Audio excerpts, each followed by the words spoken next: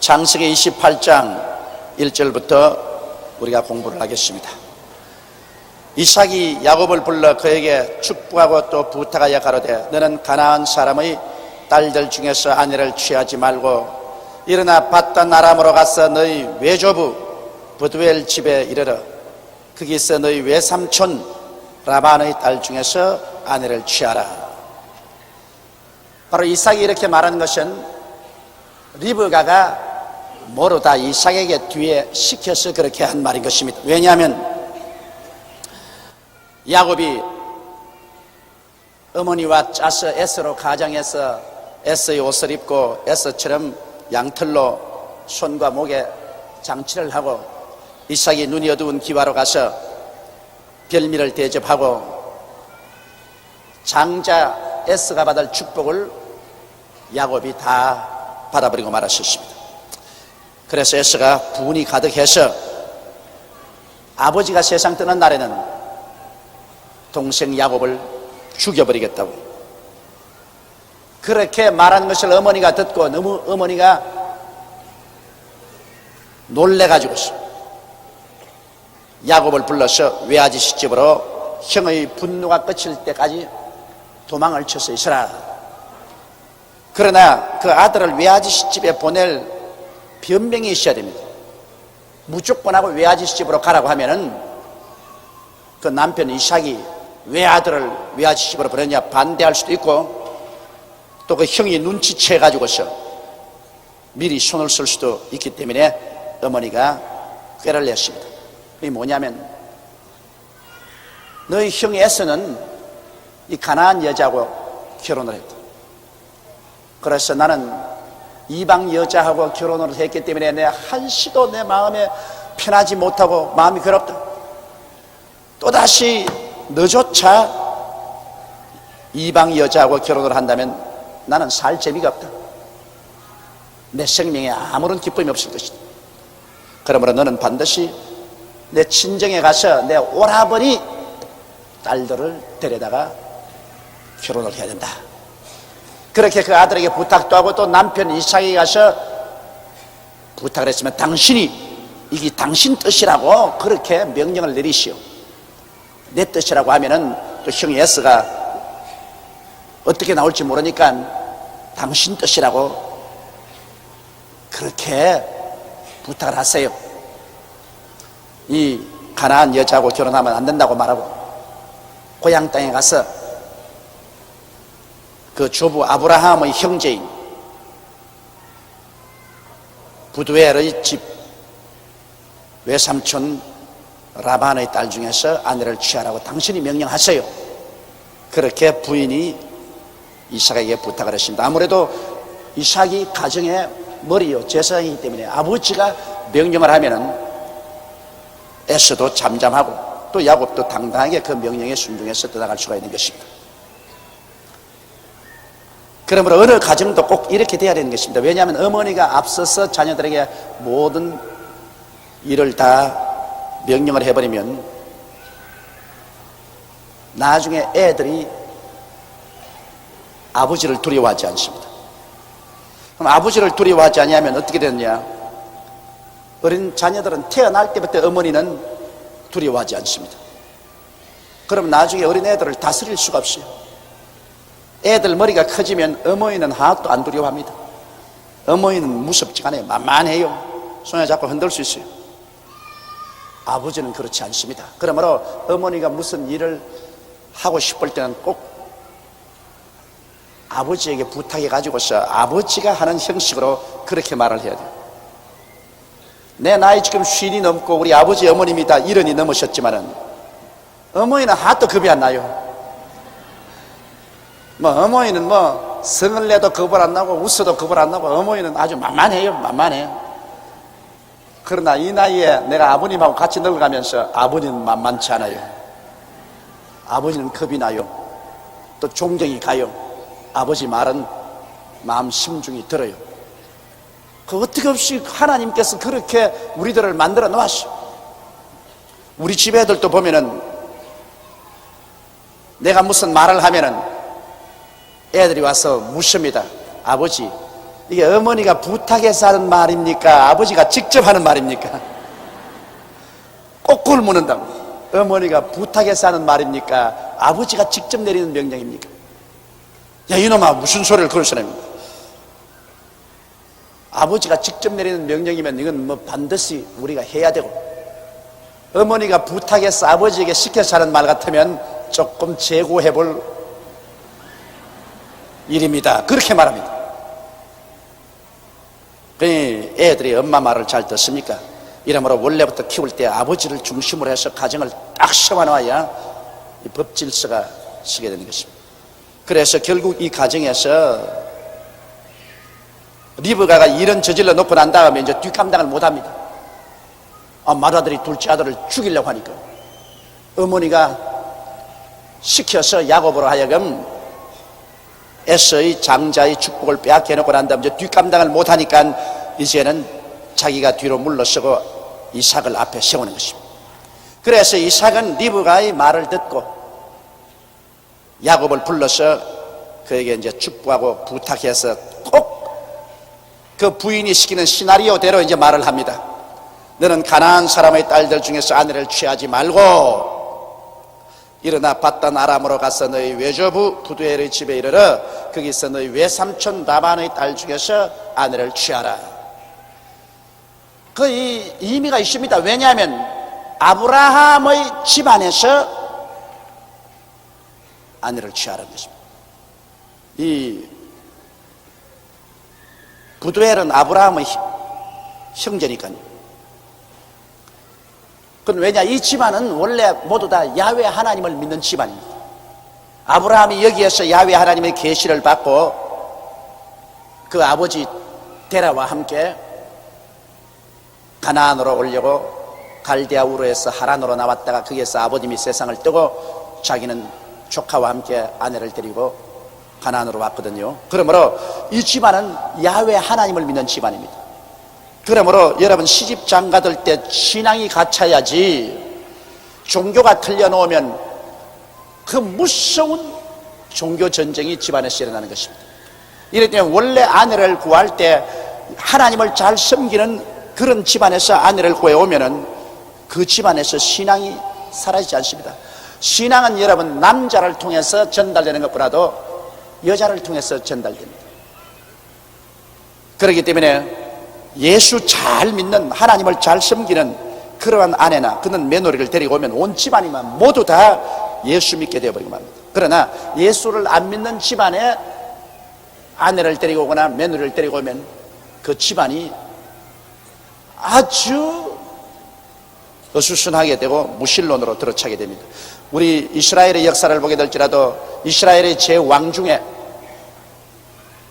이방 여자를 데리고 와서 그만 바알과 아세라 신을 섬겨서 이스라엘을 타락해 간 적이 한두 번이 아닙니다.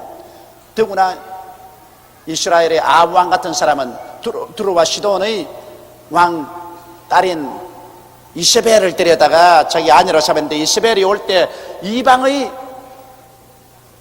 바알신과 아세라신 제사장들을 데리고 와서 온 이스라엘을 우상천지로 만들어버리고 말았습니다.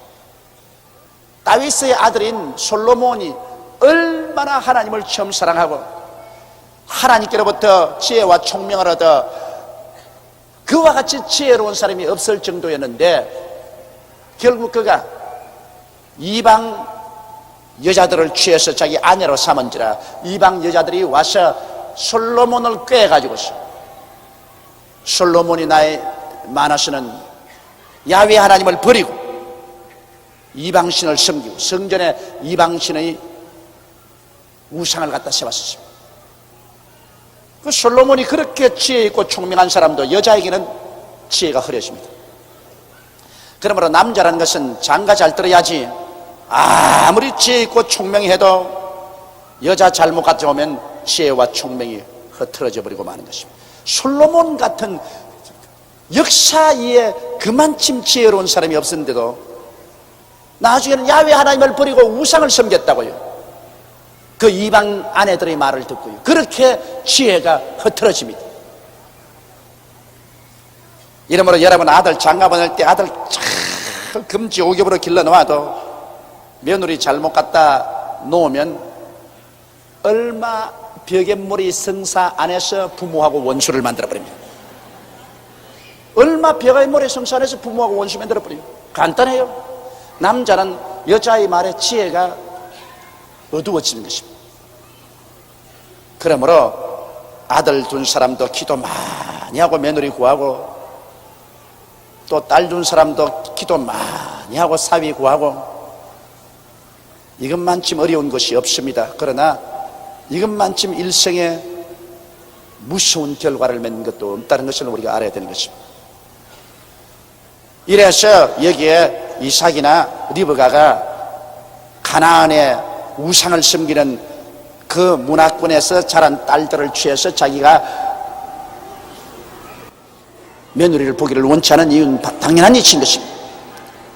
이래서 이미 에서는 그 가나안의 우상을 섬기는 문화권에 있는 딸들을 취해서 아내로 삼았기 때문에 이제는 에서는 벌써 아버지와 어머니 눈에 난 것입니다. 그러므로 즉 장가 안 간 야곱이라도 하나님을 섬기는 그 뿌리 있는 집안에 가서 아내를 취하라, 그렇게 말했습니다. 그러고 난 다음에 이제 이삭이 정식으로 그 아들 야곱에게 축복을 해줍니다. 전에는 눈이 어두워서 속아서 축복을 해주었지만은 결국 어떻게 되었든 축복을 해주고 말한 것이니까 그 축복은 돌이킬 수가 없습니다. 속아서 해줬든지 알고 해줬든지 축복은 아버지로서, 그 가장으로서 일단 해줬으니 돌이키지를 못합니다. 이것을 이제 공식화해서 이제 알고서 다시 아들을 보내면서 축복을 해주는 것입니다.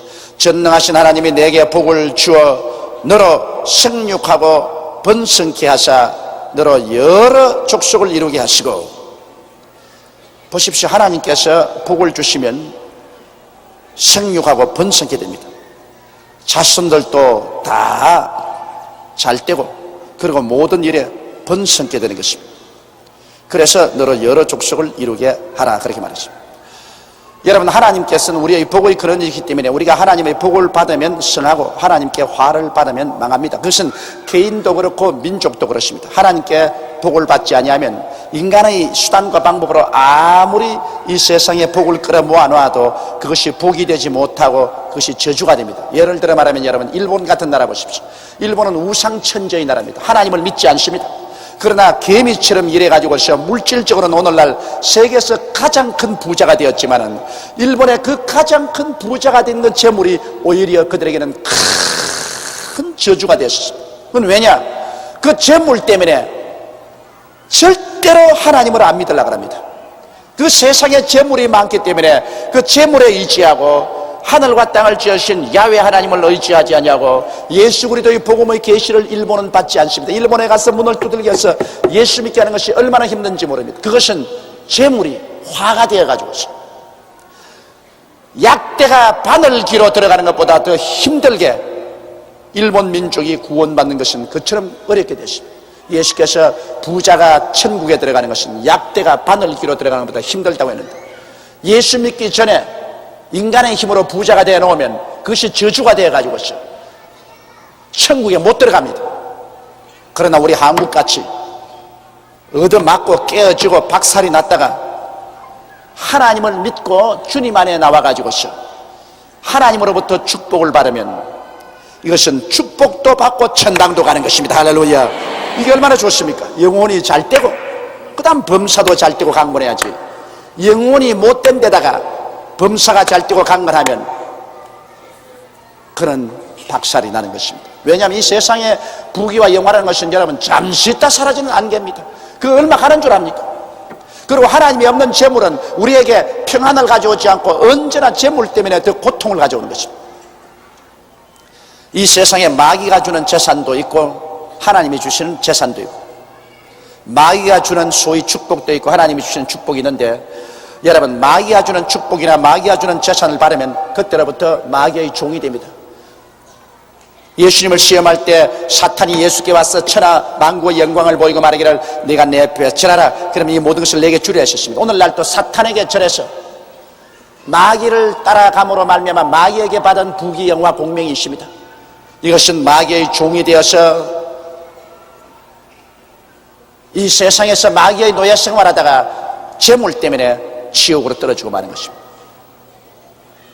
그러나 오늘 우리 회개하고 예수를 믿고 하나님을 섬기면서 하나님 중심으로 서서 하나님께서 위에서부터 축복을 내려주어서 생육하고 번성하게 되면, 이 사람은 생육하고 번성하게 되면 될수록 더 하나님께 영광을 돌리고 그 생육하고 번성된 것을 가지고 하나님 사업을 하게 되니 그 더 큰 영광이 되는 것입니다. 이러므로 이 세상에 여러분, 재물도 마귀가 주는 재물이 있고 하나님이 주는 재물이 있고, 영광도 하나님이 주시는 영광이 있고 마귀가 주는 영광이 있다는 것을 잊지 말아야 되는 것입니다. 재물이라고 해서 다 할렐루야하고 받을 것 아니에요. 영광이라고 해서 다 받을 것 아니에요. 우리 예수 믿는 사람은 그 나라와 그 일을 먼저 구하고 하나님이 주시는 축복을 받아야만 되는 것입니다. 세상에 주는 일시적인 물질적인 축복이나 향락을 바라서는 안 됩니다. 이것은 그로 말미암아 파멸당하고 마는 것입니다. 그래서 여기 하나님께서 야곱에게 주는 축복은 전능하신 하나님이 복을 주시는 축복입니다. 전능하신 하나님이 복을 주셔서 생육하고 번성케 하사 너로 여러 족속을 이루게 하시고, 아브라함에게 허락하신 복을 내게 주시되 너와 함께 내 자손에게 주사 너로 하나님이 아브라함에게 주신 땅 곧 너희 우거하는 땅을 유업으로 받게 하시기를 원하노라. 이것은 이제 아브라함이 이삭에게 준 축복이고, 이삭이 이제 그 아들 에서에게 준 것이 아니라 야곱에게 그 축복을 공식으로 전달해 주는 것입니다. 원래는 에서에게 축복이 가야 하는데 불구하고 그만 이 에서가 하나님을 등한히 여기고 장자의 명분을 등한히 여겨서 망령되게 팥죽 한 그릇으로 헌신자까지 팔아먹어버리고, 그렇게 한 바람에 하나님께로부터 밑비용을 받았었습니다. 하나님을 등한히 하고 하나님이 주시는 장자의 그 명분의 그 큰 축복을 헌신자같이 팥죽 한 그릇에 내어 던지는 망년된 행동을 하는 이 사람을 하나님이 축복해 줄 수 없기 때문에 에서는 버림을 받은 것입니다. 그러므로 그 동생 야곱이 아브라함의 축복을, 이삭의 축복을 그대로 인계해서 이제 야곱의 하나님이 된 것입니다. 그래서 전에는 아버지를 속여서 이 축복을 받았지만은 이제는 아버지가 알고서 정식으로 이 축복을 그 둘째 아들에게 해준 것입니다. 이에 이삭이 야곱을 보내었더니 밧담 아람으로 가서 라반에게 이르렀으니, 라반은 아람 사람 부두엘의 아들이요 야곱과 에서의 어미 리브가의 오라비더라. 그러므로 바로 야곱이 간 이 밧담 아람은 그게 원래 아브라함이 살았던 곳입니다. 그런데 아브라함의 동생이 바로 부두엘이요, 그 다음에 그 부두엘이 낳은 아들이 바로 라반이요. 그러므로 라반은 이 에스에게는 외아저씨입니다. 외아저씨. 야곱과 에스에게는 외아저씨입니다. 그 외아저씨 집에 갔었습니다. 외갓집에 갔습니다. 외갓집에 가서 이제 외이종 사촌과 결혼을 하게 되는 것입니다. 사실 외이종 사촌 같은 실제는 남이지요. 한 친척이라도 볼 수 없지요. 그럼 6절에 보면 에서가 본적 이삭이 야곱에게 축복하고 그를 밧담 아람으로 보내어 거기서 아내를 취하게 하였고, 또 그에게 축복하고 명하기를 너는 가나안 사람의 딸들 중에서 아내를 취하지 말라 하였는구로. 그래 에서가 가만히 보았어요. 자, 아버지가 어떻게 하는가. 근데 에서가 또 아버지는 지극히 존경을 했습니다. 아버지의 사랑을 받았기 때문에 아버지 마음에 상처를 입히는 안 하려고 하는데, 아버지가 가만히 보니까 아버지가 야곱을 불러가지고서 너는 이 가나안 딸들 중에서 딸을 취하지 말고 밧담 아람으로 가서 너 외아저씨 집에 가서 너희 이종 사촌 중에서 아내를 구해서 장가를 들라, 이렇게 하는 것을 보고 하하, 아버지가 이게 정말 이방 딸을 좋아하지 않는구나, 이방 여자를 좋아하지 않는구나, 이것을 그는 깨달았습니다. 또 야곱이 부모의 명을 쫓아 밧담 아람으로 갔으며 에스가 또 본적 가나안 사람의 딸들이 그 아비 이삭을 기쁘게 못하는지라. 이에 에스가 이스마엘에게 가서 그 본처들 외에 아브라함의 아들 이스마엘의 딸이요 느바요스의 누이인 마할랏을 아내로 취하였더라. 그러니까 이 에스가 가만히 보니까 우리 아버지가 이방 여자를 좋아 안 하니까 안 되겠다. 그러면 아브라함의 첩 하갈에서 난 이스마엘의 딸 중에서 내가 아내를 취해야 되겠다. 그러면 아버지를 기쁘게 할 수 있다. 왜냐하면 아무래도 아브라함의 첩인 하갈과 그에 선한 이스마엘은 하나님을 섬기는 사람이니까 그 이스마엘의 딸 중에서 내가 아내를 취하자. 이래서 벌써 이삭은 이방 여자 중에서 아내를 둘이나 취했는데 거기에다가 또 이스마엘의 딸이요 느바요스의 누이인 마할랏을 아내를 취해서 아내를 셋이나 취하게 된 것입니다. 옛날 구약시대에는 한 남자가 여러 아내를 취하는 것을 하나님께서 이상적이라고는 하지 않았지만 그러나 죄로서 벌하지는 않았었습니다. 10절에 야곱이 브엘세바에서 떠나 하란으로 향하여 가더니 이제 야곱이 여행하는 과정을 설명하고 있습니다. 야곱이 저기 아버지 어머니가 계신 브엘세바에서 떠나서 옛날 그 조상 할아버지인 아브라함이 살았던 하란으로 향하여 가더니 한 곳에 이르러는 해가 진지라.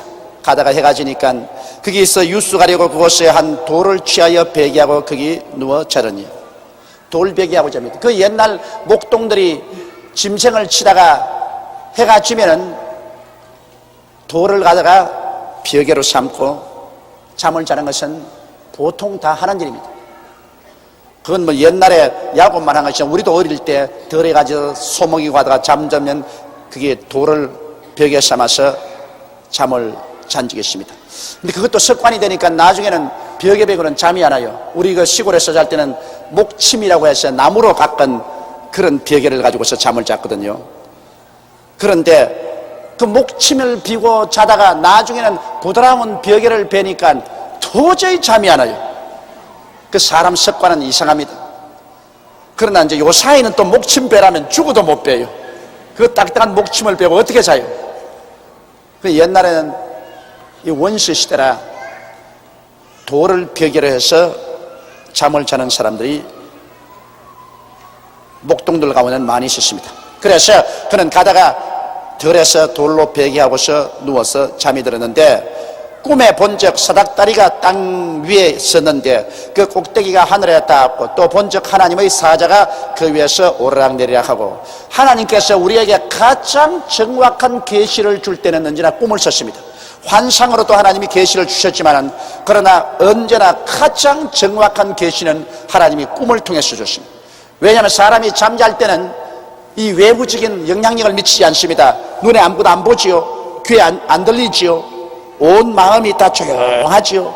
그러니까 아주 조용한 가운데 그 꿈속에 하나님께서 계시를 주는 것이 정확합니다. 왜 그러냐면 하나님의 아들 예수님이 태어날 것을 보여주실 때 요셉에게 꿈에 나타나서 요셉아 마리아 데려오기를 두려워하지 말라. 그에게 잉태된 것은 하나님의 성령으로 된 것이니 그 이름을 예수라 하라. 그렇게 계시는 것입니다. 하나님의 아들 예수님이 태어나는 그 가장 중요한 계시는 요셉에게 하나님이 환상으로 사용하지 않고 꿈에 그렇게 말하셨습니다. 또한 그들이 베들레헴에서 있을 때 헤롯이 예수 그리스도를 죽이려고 하므로 꿈에 하나님의 사자가 요셉에게 나타나서 요셉아 헤롯이 이 아기를 죽이려고 하니 아내와 이 아기를 데리고 애굽으로 도망치라. 그 가장 중요한 일입니다. 하나님이 아들을 애굽으로 옮기는 것. 이것도 꿈의 말이십니다.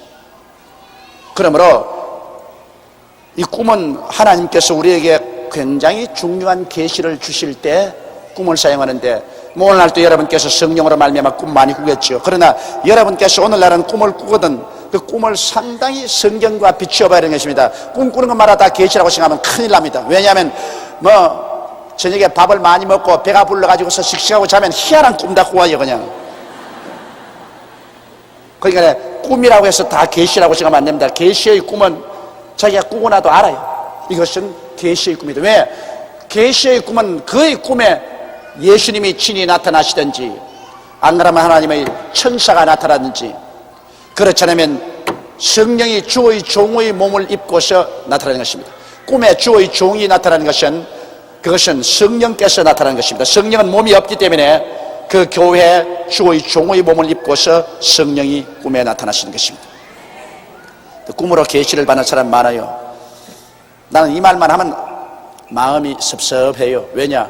하나님은 제게 꿈으로 계시를 안 주십니다.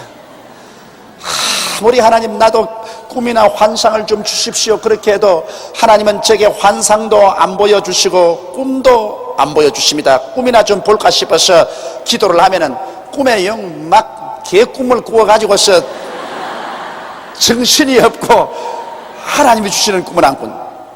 저는 제가 하나님께 계시받은 것은 성경 말씀 읽다가 성경이 마음속에 크게 깨달아져서 내게 계시를 주시고, 그 이외에는 마음에 뜨거운 소원이 일어나고 소원이 막 불타게 일어나서 하나님이 이 길로 가라 이 길로 가라 계시를 주시고, 혹은 마음에 갑자기 확신이 들어와서 이것은 이렇게 된다는 확신이 오고 깨달음이 오고 환경을 통해서 이런 데를 주시지, 아니 도무지 꿈은 안 주신다고요.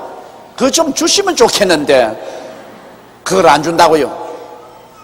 그러니까 여러분 기도할 때 혹시 시간 나가던 조 목사에게 꿈 좀 주라고 좀 부탁 좀 해주십시오. 여러분이 부탁하면 하나님이 들어서 주실는지도 모르니까. 그러나 이 야곱은 그 꿈을 꾸었습니다. 꿈에 자 이것이 하나님의 계시의 꿈이 분명한 게 땅과 하늘에 사닥다리가 놓여 있는데 그 꼭대기가 하늘에 닿고 또 본즉 하나님의 사자가 그 위에서 오르락 내리락 있습니다.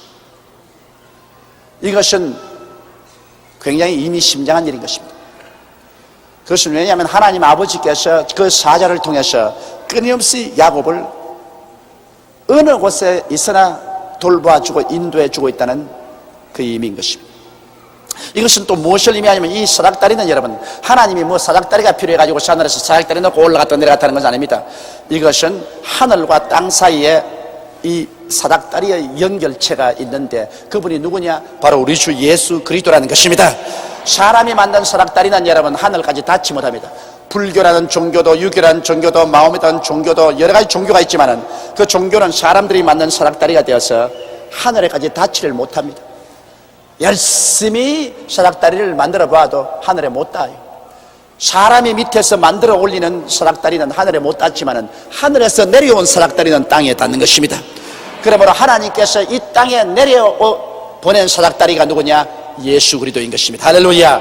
그렇기 때문에 예수님은 땅에서 나신 분이 아니고 하늘에서 나신 분이신 것입니다. 땅에서 난 사람이 만드는 어떠한 사닥다리도 하늘에 못 닿지만은 하늘에서 오신 분이 가지고 온 사닥다리는 땅에 닿는 것입니다. 그렇기 때문에 예수님은 내가 곧 길이요 진리요 생명이니 나로 말미암지 않고는 아버지께로 올 자가 없나니라고 말씀한 것입니다. 예수님으로 말미암지 않고는 아버지께로 올 자가 없습니다. 여러분 옛날에도 예수님을 통하지 않고는 구원 못 받고 지금도 주님 강림하시는 그날까지라도 예수님 통하지 않고는 절대로 구원 못 받습니다. 그 누가 와서 나는 동방의 의인이라고 해도 그것은 종이 의인입니다. 가짜 의인입니다. 그 누가 왔어도 나는 재림주라고 하더라도 믿지 마십시오. 그것은 거짓말이요 탐욕의 귀신이 들어있는 것입니다. 재림주가 어디 있어요? 예수님 십자가에 못 박혀 죽었다가 부활에 승천한 예수님은 올라가심을 본대로 그대로 오시라고 했는데 예수님은 장차 우리를 데리러 오실 것인데 무슨 재림주가 벌써 한국에 나타났어요? 무슨 재림주가 마누라를 세 번이나 바꿔치우고 자식을 줄줄이 낳아놓고 내가 재림주다 그래요. 여러분 우리 한국에 지금 재림주 소동이 일어나고 있는데 조심해야 돼요. 조심해야 돼요. 미혹게 하는 영에 속아 넘어가면 안 됩니다. 여태까지 예수 잘 믿었다가 마지막에 가서 미혹게 하는 영에 끌려 들어가면 안 됩니다. 우리 재림주는 장차 오실 예수 그리스도시 문시성 가진 주가 아닙니다. 문시성 가진 주가 아니에요. 조시성 가진 주도 아닙니다. 우리 주님은 예수 그리스도밖에 없습니다. 예수 그리스도 이외에 다른 복음을 전하면 저주를 받습니다. 예수 그리스도 이외에 다른 복음을 믿으면 저주를 받습니다. 예수밖에 없습니다. 자나 꿰나 예수, 사나 죽으나 예수, 먹으나 못 먹으나 예수, 예수만 사랑하는 여러분 되시기를 주의 이름으로 축원합니다. 예수님만이 하늘에서 이 땅에 닿은 사닥다리고, 그리고 예수님을 통해서 하나님의 사자들이 오르락내리락 하면서 여러분과 나를 도와주십니다. 우리가 예수 이름으로 하나님께 구하면 하늘에 단 싹다리니까 하나님이 상달되죠. 무엇이 내 이름으로 내게 구하면 내가 시행하랬지. 예수 그리스도 이름을 통해야 하늘에 닿고, 예수 그리스도 이름으로 기도할 때 하나님의 천사가 오르락내리락 하면서 우리를 돌봐 주시는 것입니다. 13절에 또 본즉 여호와께서 그 위에 서서 가라사대 나는 여호와니 너희 조부 아브라함의 하나님이요 이삭의 하나님이라 너희 누운 땅을 내가 너와 내 자손에게 주리리. 자, 여기 보십시오. 바로 그 사닥다리 꼭대기 위에 야훼 하나님이 계십니다. 여호와란 말은 원래 올바른 히브리어 발음은 야훼입니다. 야훼란 발음이 우리 한국식으로 번역해서 여호와라 하는데 원래 정확한 발음은 야훼 하나님이신 것입니다. 그러므로 사닥다리 위에 야훼 하나님이 서 계셨습니다. 바로 그 사닥다리 예수 그리스도 위에 하나님이 계신 것입니다. 예수 그리스도를 통해서 하나님이 계신 것입니다. 사닥다리를 통해서 하나님 말씀하는 것처럼 오늘 하나님께서는 예수 그리스도를 통해서 말씀하는 것입니다. 그런데 바로 이 하나님께서 야곱에게 말씀하기를 나는 너 야훼니 너희 조부 아브라함의 하나님이요 이삭의 하나님이라. 너희 누운 땅을 내가 너 자신에게 주리라. 이것은 하나님이 아브라함에게 약속하신 것이요 이삭에게 약속한 것인데 이제는 야곱에게 또 약속하는 것입니다. 네가 누워 자는 그 땅을 너와 내 자손에게 드리라. 팔레스타인 전 땅을 너와 내 자손에게 주리라. 하나님이 다시 한번 그 약속을 확정하는 것입니다. 이미 주신 약속을 하나님이 다시 확정해 주시는 것입니다. 내 자손이 땅의 티끌같이 되어서 동서남북에 편만할지며 땅의 모든 족속이 너와 내 자손을 인하여 복을 얻으리라. 그래서 바로 유대민족들이 팔레스타인의 티끌같이 되어서 동서남북에 편만할지 땅의 모든 족속이 너와 내 자손을 인하여 복을 얻을 것이라 했었습니다. 하나님 뭐라 했습니까? 아브라함을 보고 내게 축복하는 자는 복을 주고 너를 저주하는 자는 저주하라 했었습니다. 그러므로 오늘날도 여러분 유대민족을 축복하면 우리가 축복을 받고 유대민족을 우리가 저주하면 저주받습니다. 그것은 왜냐? 유대민족은 어떻게 되었든 아브라함의 육의 선민입니다. 여러분과 나는 영의 선민입니다. 그러므로 우리는 영적인 유대인이라고 해도 과언이 아닙니다. 이러므로 오늘날 예수 교인들도 꼭 한 가지입니다. 예수 교인들을 축복하면 함께 축복을 받고 예수 교인들을 저주하면 저주를 받습니다. 사울이 다메섹에 예수 교인 잡으러 갈 때 그가 갑자기 대낮보다 더 밝은 빛이 비치면서 하늘에서 들리는 소리를 들었습니다. 사울아 사울아 어찌하여 너가 나를 핍박하느냐? 뉘시니까 나는 너가 핍박하는 예수라. 사울은 예수 그리스도를 직접 핍박 안 했습니다. 교회를 핍박하고 교인을 핍박했지만은 결국에는 주님께서는 교회를 핍박하고 교인을 핍박하는 것은 나를 핍박하는 것이다. 그렇게 말씀하셨습니다. 그러므로 예수 교인을 저주하는 것은 예수님을 저주하는 것입니다. 교인을 축복하는 것은 예수님을 축복하는 것입니다. 이렇기 때문에 여러분 예수 교인들을 저주하면 망합니다. 예수 교인들을 축복하면 흥합니다. 그러므로 역사상으로 봐서 기독교를 핍박한 나라치고 안 망한 나라가 없습니다. 독일 히틀러도 교회를 회파하고 기독교 목사들을 죽이고 감옥에 넣고 했다가 망했죠. 일본 제국주의도 우리 한국에 건너와서 우리 교회를 문 닫고 가미다나를 교회에다 걸어놓고 목사 장로 신자들을 신사 참배한다고 가두어서 죽이고 결국 망했었습니다. 여러분 이북 김일성이나 김정일이가 망할 것은 아주 눈에 훤합니다. 왜? 그들이 이북에 있는 교회를 회파하고 문을 닫고 수많은 성도들을 죽이고 유배시키고 하나님의 나라에 대적을 했습니다. 이러므로 그들은 그 대가로서 망하게 되어 있습니다. 지금 뭐라고 말해도 순천자는 흥하고 역천자는 망한다 했는데 하늘의 복을 받아야 살지 하늘을 대적하면 망합니다. 그러므로 우리 대한민국에 소망이 있는 것은 그래도 대한민국은 우여곡절을 겪어가며 많은 정변이 일어나면서도 우리는 복음을 전가할 자유가 있어서 자유의 하늘 아래 자유의 땅에서 부지런히 그동안에 예수를 전도할 수 있었고 또 자유롭게 우리 교회를 세워서 주님께 예배드릴 수 있었고 이 민족 4천만 가운데 여러분 1천만이 예수를 믿는데 1천만이 예수를 믿는다면 그 예수 믿는 영향력은 여러분 어느 정도까지 미치느냐? 한 3천만에 미치는 것입니다. 왜? 한 가족에 한 사람이 예수 믿으면 그 가족이 다른 사람이 예수 안 믿어도 그 영향력은 다 미칩니다. 부인이 예수를 믿으면 그 양육이 남편에게도 미치고 자식들에게 미쳐요. 남편과 자식들이 예수 안 믿어도 딱 기독교 핍박한 데 들어가면 기독교 편듭니다. 왜? 우리 어머니가 믿었으니까. 무슨 잔소리냐? 기독교 영향력에 들어갑니다. 그게 희한하다고요. 자기들은 예수 믿으라면 반대하면서도 누가 예수 욕하면 입에 거품을 물고 변명하고 달립니다. 그건 왜냐? 내 마누라가 믿으니까. 우리 어머니가 믿었는데 무슨 네가 잔소리냐? 그러므로 우리 민족의 지금 30%가 크리스찬이라 그러지만 그 영향력은 50%에 이르고 있습니다. 이렇게 하나님께서 우리나라에 기독교를 왕성하게 해주시고 또 우리나라가 예수 그리스도를 인정하고 기독교를 왕성히 한 거로 이 나라가 복을 받게 되어 있는 것입니다. 네, 교회를 축복하고 교인들이 자유롭게 해주는 것은 예수를 축복하는 것이기 때문에 하나님이 이 나라 왕성하게 해주십니까? 그렇기 때문에 나는 우리가 이북하고 대결에 있지만은 이북이 아무리 우리를 죽이려고 해도 계란 가지고 바위 치는 것이다. 계란 가지고 바위 치는 것이다. 왜? 하나님이 우리 편에 계시는데 어떻게 해서 쳐서 하나님을 멸할 수가 있어요? 그러므로 김정일이 김일성이 괜히 헛단 수작만 하고 있는 것입니다. 자꾸 우리나라 치려면 김일성이 목에 혹만 자고 커졌지 뭐 별 도리가 없습니다. 그런 점에서 우리 민족이 열심히 전도하고 예수를 잘 믿는 것이 우리 민족의 거대한 소망이 되는 것입니다. 이러므로 여러분 우리 국가적으로도 그렇습니다. 대외 외교 활동에서 이스라엘을 무시해서 안 됩니다.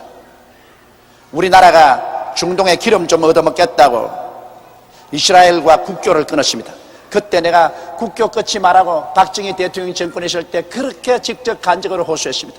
성경 말씀에 아브라함의 자손을 축복하면 축복을 받고 아브라함의 자손을 저주하면 저주받는다 그랬는데 미국은 이스라엘 백성 500만 명을 데려다가 잘 보호해주니 미국이 그렇게 축복을 받지 않느냐.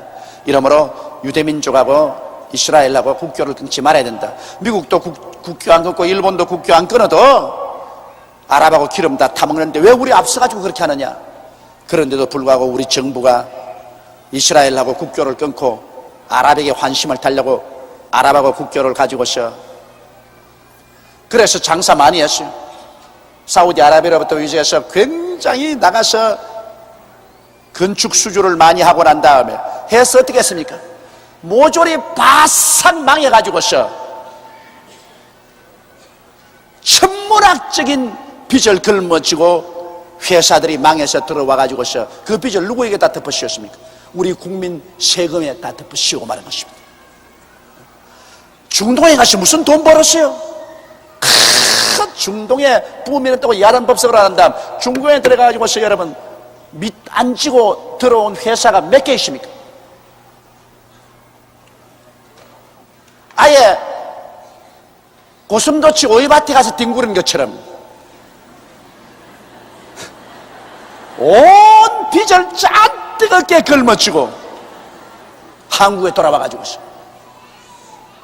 국민들에게만 그 무거운 부담을 안겨주고 말았습니다. 그 벌은 것도 없어요. 아라에 가서 뭘 벌었습니까? 하나님의 말씀은 여러분 거짓이 안 됩니다. 주의 말씀은 하늘에 굳게 서사오도록. 그러므로 성경 말씀은 그대로 이루어진 것입니다. 우리 민족이 한 예수를 잘 믿어서 하나님께서 영적으로 예수를 잘 믿기 때문에 축복을 해주시지만은 육신적인 외교는 잘못하는 것입니다. 절대 이스라엘하고 외교를 끊어서는 안 돼요. 지금이라도 이스라엘하고 외교 관계를 열어야 됩니다. 외교 관계 끊어서는 안 돼요.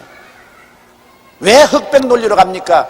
일본 같은 나라는 이스라엘도 손잡고 아랍도 손잡고 삽니다. 미국도 이스라엘도 손잡고 아랍도 손잡고 삽니다. 영국과 프랑스 같은 나라도 이스라엘도 손잡고 아랍인데 우리 한국 사람은 기질이 너무 단기라 흑 아니면 백입니다.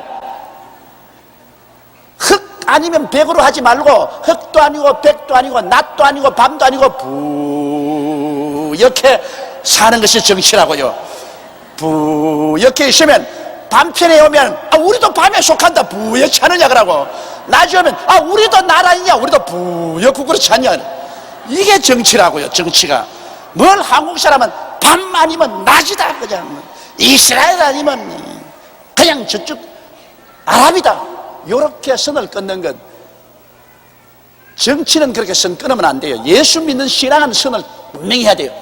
예수 믿으면 탁 믿고 세상 안 믿으면 세상은 확 멀리하고, 그 신앙은 그렇게 해야지만 정치는 여러분 뿌옇게 해야 정치를 하는 겁니다. 좋은 것 같기도 아니고 아는 것 같기도 하고, 언제는 보니까 공주에 난 새 같기도 하고, 언제는 박쥐가 발발 기는 짐승 같기도 하고, 기었다가 날랐다가 그렇게 하는 게 바로 정치입니다. 그런데 우리 한국이 그걸 못해요. 그래가지고서 지금도 우리 정부는 이스라엘하고 국교 관계가 없습니다. 이런 점에 있어서 하나님이 우리 한국의 기독교회이기 때문에 하나님께서 영적 선민임으로 축복을 주시지만은, 그러나 육적인 선민인 이스라엘과의 관계가 끊어져 있으므로 손해를 많이 보고 있는 것입니다. 내가 대통령이 되면은 이스라엘하고 정식 국교를 누리겠는데, 내가 대통령이 될 가능성이 없기 때문에 까마득한 일입니다. 그래서 여기 보니 땅의 모든 족속이 너와 내 자손을 인하여 복을 얻으리라. 이스라엘 백성들 때문에 땅의 모든 족속이 복을 얻으리라. 물론 이스라엘에서 우리 주 예수님이 태어났기 때문에 예수님을 통해서 땅의 모든 족속이 복을 얻은 것은 그건 당연한 일입니다. 그러나 지금도 이스라엘 백성 때문에 땅에 있는 모든 족속이 복을 받는다는 하나님의 약속은 참말인 것입니다. 이스라엘을 박대하시면 안 되는 것입니다. 자, 내가 너와 함께 있어 내가 어디로 가든지 너를 지키며 너를 이끌어 이 땅으로 돌아오게 할지라. 내가 내게 허락한 것을 다 이루기까지 너를 떠나지 아니하리라 하신지라. 자, 이거 정말 참 보정수표 아닙니까? 하나님께서 어디로 가든지 너를 지키며 너를 이끌어 이 땅으로 돌아오게 해서 허락한 땅을 다 이루기까지 너를 떠나지 않겠다 했으니, 이건 야곱은 얼마나 마음이 든든하지 않습니까? 그와 똑같은 약속을 하나님이 우리에게 주셨습니다. 예수님께서 우리에게 뭐라고 했습니까? 볼지어다 내가 세상 끝날까지 항상 너와 함께 하리라. 할렐루야. 내가 너희를 고아와 같이 버려놓지 않고 너희에게로 오리라. 그날에는 내가 아버지 안에 너희가 내 안에 내가 너희 안에 있는 것을 너희가 알리라.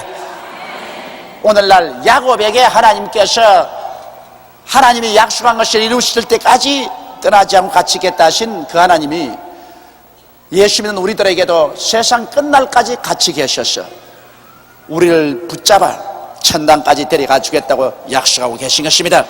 이러므로 우리가 그리스도를 배반하지 않은 이상은 그리스도는 절대로 우리를 배반하지 않습니다. 하나님이 그리스도 안에서 우리를 사랑하는 그 사랑은 얼마나 강한지, 하늘에 있는 것이나 땅에 있는 것이나 세계 그 무엇이라도 그 사랑을 끊을 힘이 없습니다.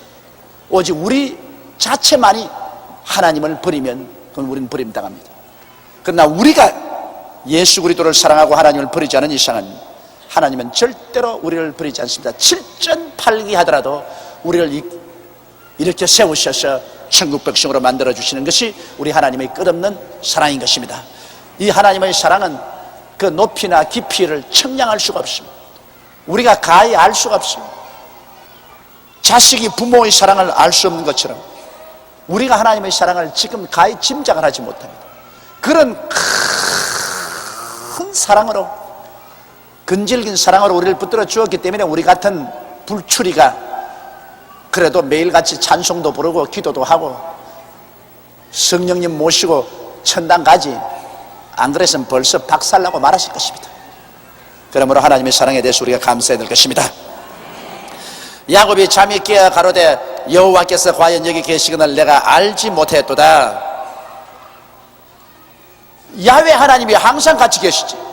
그러나 비로소 계시를 해주니까 와이고 하나님 계신 것을 내가 이제 알았다. 우리 예수 믿기 전에도 하나님이 늘 우리와 같이 계셨는데 우리는 몰라서 하나님 계신 걸 몰랐죠. 그러나 우리가 회개하고 예수를 믿고 보니 아이고 천지를 지은 하나님이 계시구나, 하나님께서 항상 우리를 살피고 계시구나 하는 것을 깨닫고 우리 마음속에 경건함을 느끼게 되는 것입니다. 그래서 야곱은 잠이 깨어 가로되 야훼께서 과연 여기 계시거늘 내가 알지 못하였도다. 이에 두려워하여 가로되 두렵도다. 이곳이여 다른 것이 아니라 이는 하나님의 전이요 이는 하늘의 문이로다 하고. 여러분, 하나님을 만나면 두렵습니다. 우리가 하나님 안 만났을 때 우리가 큰 소리 하지, 우리 하나님은 지극히 큰 사랑의 하나님이시지만은 또 지극히 공의로우시고 거룩한 하나님이기 때문에 하나님 앞에 나가면 두렵습니다. 여러분, 우리 세상에 그렇잖아요. 우리 아버님 앞에 나가면은 아버님이 참 사랑스럽고 좋지만은 그런 아버지는 두렵습니다. 그거 꼭 한 가지입니다. 만군의 야훼 우리 하나님, 예수님은 꼭 어머니 같아서 십자가에 못 박여 피 흘리기까지 우리 사랑하시기는 예수님 앞에 나가는 것은 두렵지가 않고 예수님 품에 안기는 것도 두렵지 않지만은 예수 그리스도의 아버지, 우리의 아버지 하나님 앞에 나갈 때는 여러분 두렵습니다. 나도 그런 감정을 몇 번 느껴봤는데요. 하나님을 참 사랑하고 경외하지만은 어느 때 기도할 때 하나님께서 호련히 내 방에 임재하신 것을 내가 느낄 때가 있어요. 그러니까 내 영혼 뼛속같이 두렵더라고요. 하나님이 임재하시니까 그 하나님 앞에서 내가 벌거벗은 인간같이 되고 그 두려움이 말로 닿을 수 없어. 그때 내가 느낀 것은, 야, 내가 예수 믿고 하나님 자녀가 됐는데도 하나님이 임재하시니까 이렇게 두려운데, 나중에 예수 안 믿고 심판받기 위해서 하나님 앞에 선 죄인들이야 얼마나 두렵겠느냐. 이건 말로 형언할 수 없이 뼈골이 다 녹아질 정도로 두려울 것입니다. 그러므로 예수 안 믿고 여러분 나중에 하나님 심판대 앞에 섰을 때 그 공포와 그 불안과 그 처절한 절망이란 이루 말로 다 할 수가 없어요. 이거는 정말 몸서리치게 무서운 것입니다. 이러므로 차라리 예수를 안 믿을 바에야 안 태어난 것이 훨씬 좋았어요.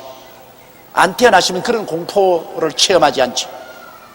하나님께서 마지막 심판할 때 얼마나 분노하시는지 성경은 말하기를, 해산한 여인이 구로에서 배가 아파서 막 고함을 치고 몸부림을 치듯이 하나님께서 그 보좌에서 나와서 죄인을 짓밟으면서 몸부림치겠다고 그랬어요. 그 얼마나 무서운 형용입니까? 여러분, 전지전능 무서워보시는 하나님이 해산한 여인이 고함치듯이 보좌에서 일어나서 자기 아들 예수 그리스도를 짓밟고 그 피를 무시한 인생들을 향하여 컴을 치면서 하나님이 발부둥을 치고 입에 그 부을 무시고 하나님께서 분노해서 심판을 하는데, 거기에 누가 감히 내 주먹을 믿으라고 나올 석발이 주먹이 어디 있습니까? 이거 정말 몰라서 그런 소리 하는 것이지, 정말 하나님을 믿지 않고 반역한 사람들 보면은 너무너무 불쌍하고 안타깝고 참 그들을 위해서 울어도 끝이 없을 것입니다. 왜? 안 태어났으면 좋았겠는데, 정말 안 태어났으면 그런 무서운 고통을 안 당할 것인데 왜 태어나서 하나님을 안 믿고 그런 고통을 자초하느냐. 내가 이런 말을 해도 안 믿는 사람은 잘 논다, 협박해가지고서 믿게 하려고 잘 논다, 또 그렇게 말한다고요. 그러니 여러분 그 가운데서 계시를 받고 예수를 믿게 된 것 정말 기쁘게 생각하십시오. 뭐 다른 것 바랄 것 없어. 이로써 여러분 성공한 거예요. 인생에 성공한 거예요. 이 세상에 태어나서 예수 믿은 사람, 구원받은 사람 벌써 삶으로 성공한 거예요. 왜냐하면 이 땅에서 이미 열매 맺었으니까 이제 천국에 들어가는 겁니다. 그래서 야곱은 잠에서 깨어나서 비로소, 야, 여기에 소닥다리가 하늘에 닿고 하나님이 위에 계시고 하나님 음성이 들려오고 천사들 오라기 노래하니까 이거야말로 하늘로 직통하는 문이구나, 하늘로 통하는 문이구나. 그리고 이 자리가 바로 하나님이 임재하신 하나님의 집이구나. 그래서 그 자리의 이름을 베델이라 했습니다. 베델이란 말은 바로 하나님의 집이란 말인 것입니다. 야곱이 아침에 일찍 일어나 베개했던 돌을 가져 기둥으로 세우고 그 위에 기름을 붓고, 기둥으로 세웠다는 것은 증거로 삼는 것입니다. 이곳에 하나님이 계시하셨다, 그 증거로서 이 돌로 기둥을 삼고 기름을 부었다는 것은, 기름 부은 것은 거룩하게 성별한다는 뜻인 것입니다. 기름을 부어서 이것은 보통 땅과 다르다, 이것은 하나님이 계시는 곳이다, 성별했다는 것입니다. 여러분, 옛날에 하나님의 성전을 지었고 성전에서 사용하는 기명은 모두 다 기름을 부었습니다. 전부 기름 발랐어요. 그것은 왜냐하면 기름을 발라서 하나님이 사용하는 거룩한 그릇으로 성별한 것입니다. 이러므로 오늘 예수 믿는 여러분들은 한 사람도 남김없이 모두 다 성령의 기름을 받은 사람인 것입니다. 예수 믿자마자 하나님께서 성령을 주셔서 성령의 기름을 발라서 여러분을 세상에서 분리시킨 것입니다. 하나님의 백성으로 분리시켜 놓은 것입니다. 그러므로 예수 믿지 않은 사람은 기름 바름을 받지 못한 사람이고, 예수 믿은 사람은 성령의 기름 부음을 다 받은 사람으로 여러분은 세상에서 분리된 하나님의 소유요 하나님의 백성이 되어 있는 것입니다. 그곳 이름을 베델이라 하였더라. 이 성의 본 이름은 루스더라. 베델이라는 것은 바로 하나님의 집이라는 말인 것입니다. 야곱이 서원하여 가로되, 이제 거기에서 야곱이 놀래가지고 하나님께 엎드려 기도하면서 이제 서원을 합니다. 야곱이 서원하여 가로되, 하나님이 나와 함께 계시사 내가 가는 이 길에서 나를 지키시고 먹을 양식과 입을 옷을 주사 나로 평안히 아비 집으로 돌아가게 하옵시면 야훼께서 나의 하나님이 되실 것이요 내가 기둥으로 세운 이 돌이 하나님의 전이 될 것이요 하나님께서 내게 주신 모든 것에서 10분의 1을 내가 반드시 하나님께 드리겠나이다 하였더라. 이것이 바로 야곱이 별에서 하나님 앞에 서원한 서원인 것입니다. 우리가 하나님께 축복을 받는 것은 좋은데, 우리가 대단히 어려운 일을 당하면은 정말 하나님의 언약을 내가 받고 싶을 때는 사람들이 서원을 합니다. 그런데 여러분, 서원을 해놓고 난 다음 그걸 안 지키는 사람이 많아요. 서원하고 안 지키면 하나님을 거짓말쟁이로 만듭니다. 그러므로 서원 안 하는 게 나아요. 그래서 사람들은 뭣도 모르고 서원합니다. 많은 처녀들이 내게 와서 그 때문에 고민을 하고 와요. 왜? 막 부흥에 가서 마음이 막 흥분대가 들떴을 때, 하나님이여 시집가지 않고 일평생을 주께 맡기겠나이다 서원합니다. 그럼 세월이 흘러가니까 아이고 나 시집 가야 되겠다, 아이고 서원 괜히 했다. 그 중대한 문제입니다. 여러분, 하나님은 장난하는 분이 아니니까 서원을 하게 되면은 그 벌써 하나님 앞에 언약을 하는 거죠. 그래서 나중에 신앙이 식어져서 시집을 가야 되겠는데, 그러면 처음 서운한 것을 어겼기 때문에 하나님께 범죄하게 된 것입니다. 결과적으로 하나님께 매를 맞아요. 매를 맞아요. 이 서원이라는 것이 여러분 쉽게 할 것 아닙니다. 정말 신중하게 하나님 앞에서 자기가 서원해야 돼요. 신중하게 해야 돼요. 그걸 자기 기분상에 마음대로 내킨다고 서원을 해서 안 돼요. 그러나 서원하는 것은 반드시 지켜야 돼요. 그것은 하나님 앞에 서원한 것인데, 사람에게 약속한 것도 지켜야 되는데, 하나님 앞에 서원이란 하나님과 약속한 것인데 그걸 안 지키면 어떻게 돼요? 그래서 이 야곱은 대단히 답답했습니다. 왜냐하면 자기는 아직 외아저씨 얼굴도 못 봤는데 형에게 쫓겨서 외아저씨 집으로 가니까 마음이 답답하고 불안하고 얼마나 초조했겠습니까? 그래서 하나님 앞에서 서원을 하는 것입니다. 그 서원이 바로 자기 마음에 있던 답답한 그 심정을 그대로 표시하는 것입니다. 하는 말이, 야곱이 서원하여 가로되 하나님이 나와 함께 계시사 내가 가는 길에서 나를 지켜주시다. 이 인적이 없는 산중을 걸어가니까 짐승이 나올지 도적제가 나올지 모르니까 불안하거든. 하나님이 나와 같이 계셔서 나를 길에서 지키시고, 또 어디 가서 뭘 먹을지 모르니까 먹을 양식과 입을 옷을 주시고, 내가 가는 곳에 먹을 양식을 주시고 옷을 주시는 것, 이거 인생이 살아가는데 다급한 일 아닙니까? 그리고 또 나로 평안히 아비 집으로 돌아가게 하옵시면, 내가 지금은 외아저씨 집으로 피난을 가지만은 편안하게 우리 아버지 집으로 돌아가게 하옵시면, 그때는 야훼께서 나의 하나님이 되실 것이요, 뭐 지금도 하나님이 되시지만은 그때는 더욱더욱 하나님을 섬기겠다, 그 말인 것입니다. 하나님을 위해서 내가 목숨을 바쳐 살 것이요, 내가 기둥으로 세운 이 돌이 하나님의 전이 될 것이요, 이 베델에 내가 돌을 세워서 기름 본 이 자리에 내가 하나님 성전을 짓겠다고 말하는 것입니다. 내가 하나님을 위해서 기름 성전을 짓겠고, 또 하나님이 내게 주신 모든 것에서 10분의 1을 내가 반드시 하나님께 드리겠나이다. 11조 생활 꼭 하겠다, 그 말인 것입니다. 하나님 앞에 11조 생활 꼭 하겠습니다.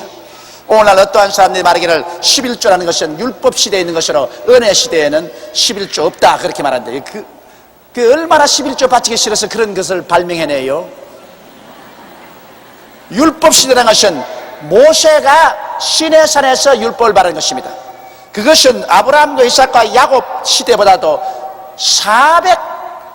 400년 후에야 율법을 받았는데, 그 율법에 하나님이 11조를 드리라고 명기를 했습니다. 그러나 이 11조는 율법이 오기 430년 전에 이미 아브라함 때부터 11조 받았습니다. 아브라함이 전쟁에 나갔다가 승리에 돌아왔었을 때 그가 전승해 온 승리품 중에 10분의 1을 멜기세덱에게 바쳤습니다. 아브라함이 11조 바치라고 얼마나 꼭 가르쳐 줬기에 이삭은 11조 받았던 말은 안 했지만은 이삭도 11조를 가지고 하나님께 예물로 드리고, 아마 이삭도 야곱에게 늘 교훈했을 것입니다. 너 꼭 하나님께 11조 드려야 된다. 너 꼭 받는 거 11조 드려야 된다. 그러기 때문에 아버지께 교훈을 받아가지고서 대기 답을 가니까 아버지 나 꼭 11조 드릴게요. 하나님 날 길에서 지켜주시고 먹을 양식과 옷을 주시고 편안하게 집으로 돌아오게 하시면 내 하나님 진짜 잘 믿고 이 자리에 내가 나중에 하나님 기념 성전 세우고 11조 꼭 드릴게요. 날 좀 지켜주세요. 그렇게 했다고요. 그러므로 11조 교육은 아브라함이 하나님께로부터 철저히 받았고, 아브라함은 이삭 그 아들에게 11조 교육 꼭 시켰고, 이삭은 야곱에게도 11조 꼭 생활하라고 꼭 시킨 것입니다. 왜냐하면 11조는 하나님과의 축복의 언약입니다. 축복의 언약입니다. 내가 내 수입 중에 11조를 하나님께 드림으로 하나님께서는 여러분과 나에게 같이 있어서 인생길에 지켜주시고 우리에게 먹을 양식과 입을 옷을 보장해 주시고 편안히 천당까지 가도록 이끌어 주시는 것입니다. 그러므로 우리가 얻는 10분의 1을 하나님께 드리는 것은 우리의 큰 기쁨이요, 우리의 특권이요, 하나님이 나와 함께 일해 주신다는 언약인 것입니다. 이렇기 때문에 여러분 꼭 11조를 하나님께 드리십시오. 마귀는 와가지고서 이 하나님과 축복의 언약인 이 11조를 못 드리게 하려고 자꾸 애를 씁니다. 마귀는 말이 11조는 율법 시대의 것이다. 그렇지 않으면 장차 잘 살거들랑 그때 11조 드려라. 또 그렇지 않으면 11조를 하나님 성전에 드릴 건 뭐냐, 그거 받아가지고서 11조 가운데서 남성교회 헌금도 내고 여성교회 헌금도 내고 선교 헌금도 내고 구제도 하고 네가 알아서 해라. 11조는 하나님 것이다. 하나님 것을 지가 가지고서 마음대로 씁니다.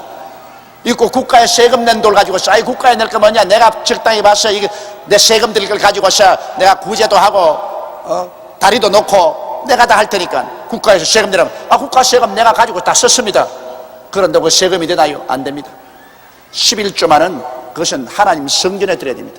자, 그러면 오늘 이 시간에 우리 야곱이 고향 산천을 떠나서 외아저씨 집으로 가는 그 과정을 알아보았었습니다.